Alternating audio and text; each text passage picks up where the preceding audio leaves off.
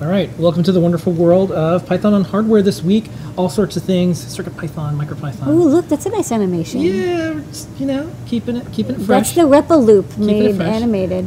This week, we released CircuitPython 3.11. This is really good for people who were loading in frozen libraries and saving some space. So check out there's a little bit of update there. A couple bug fixes here and there. Nothing like major, but do update and make it really easy. Thanks to the UF2 bootloader. Please update to the latest. Or try the 4.0 beta. And we released a new product. It's a big deal. It's a Python-powered musical synth. So I have a few things that goes along with this. One, Blinka, the CircuitPython snake, of course, wanted to show off.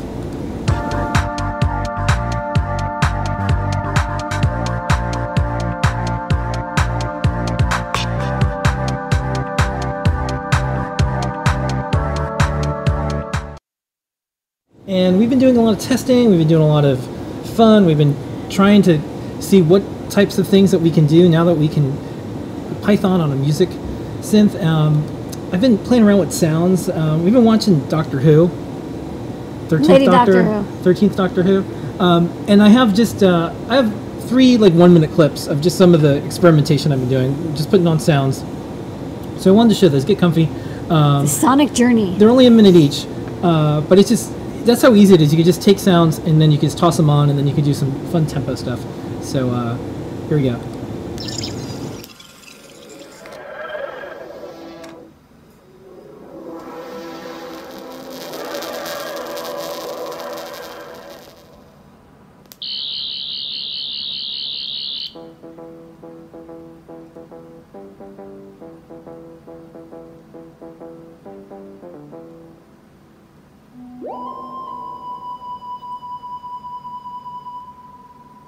Doctor Who. Doctor Who, Doctor Who, Doctor Who, Doctor Who, Doctor Who, Doctor Who, Doctor Who, Doctor Who, Doctor Who, Doctor Who, Doctor Who, Doctor Who, Doctor Who, Doctor Who, Doctor Who, Doctor Doctor Doctor Doctor Doctor Doctor Doctor Doctor Who.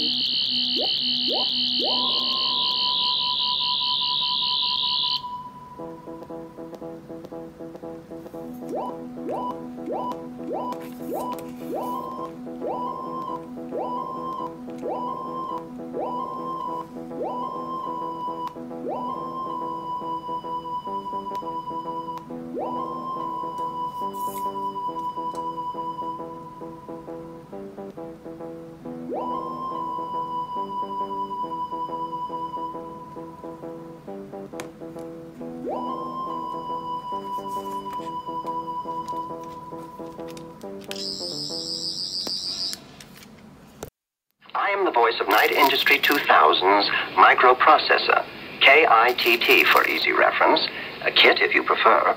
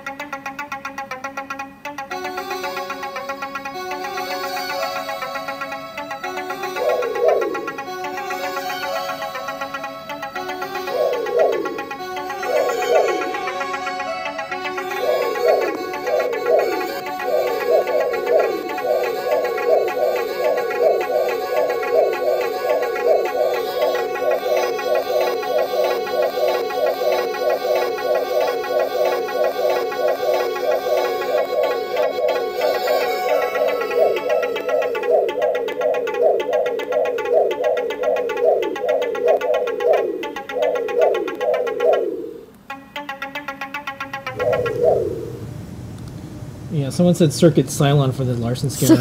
But one other thing I wanted to show, so I'm only going to play a few seconds of this because we just migrated from HipChat to Slack as we're sunsetting. merging HipChat. So I made a Slack thing, and like if you're on Slack, you're gonna be like, this would be the worst idea ever. Either it's totally traumatic. Yeah, so I'm just gonna play a little bit. Or hilarious. Yeah. You've got a real attitude problem, McFly. You're a slacker.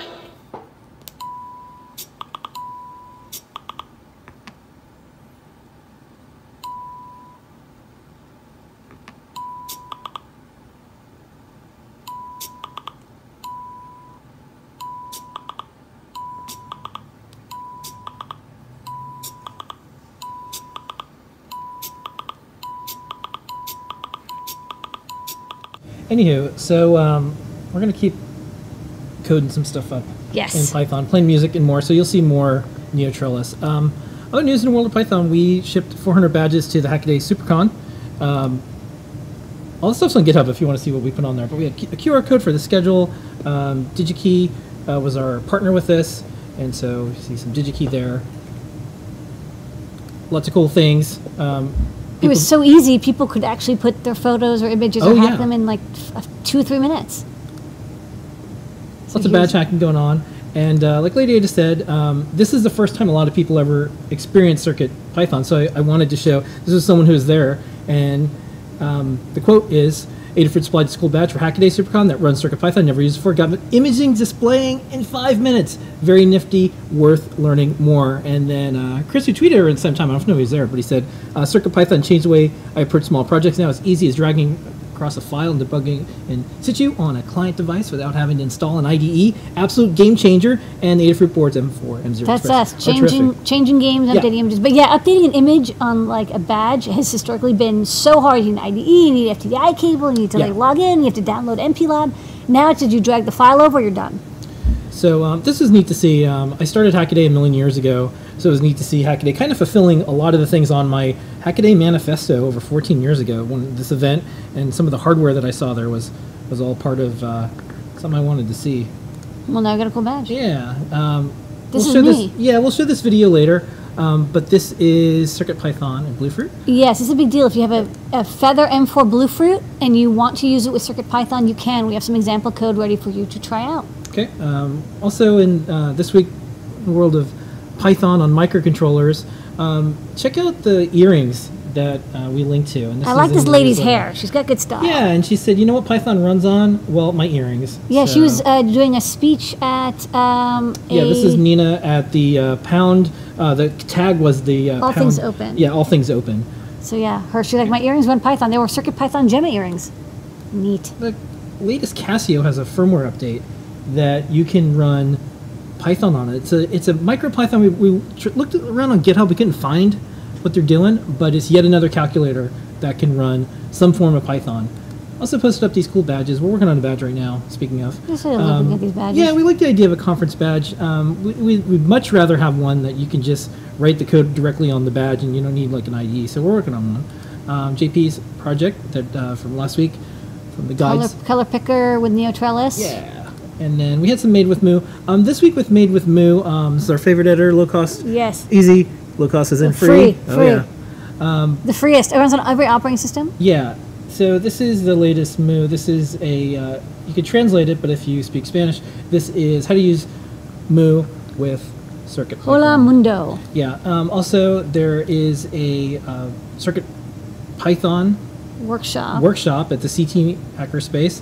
There's this really cool, this is kind of the not out yet section. Yeah, this is called SenseTemp. This is it's a 4 times max 3565, which are PT100 or PT1000 sensors, I think. So this is a very high precision, high range temperature logger for Feather.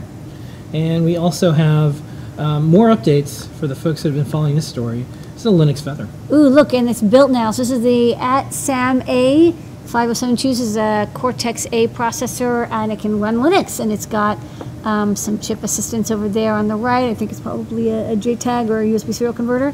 And they're going to bring up Linux and make a Linux Feather. Okay, if you're interested on all things Python on hardware, go to learn.adafruit.com, so it's category CircuitPython. Go to adafruit.it/discord, go to CircuitPython channel. We also have the awesome CircuitPython list. It's awesome. All of this comes from adafruitdaily.com, and you can get all of this in text form if you want. That subscribe. Python on hardware news of this week.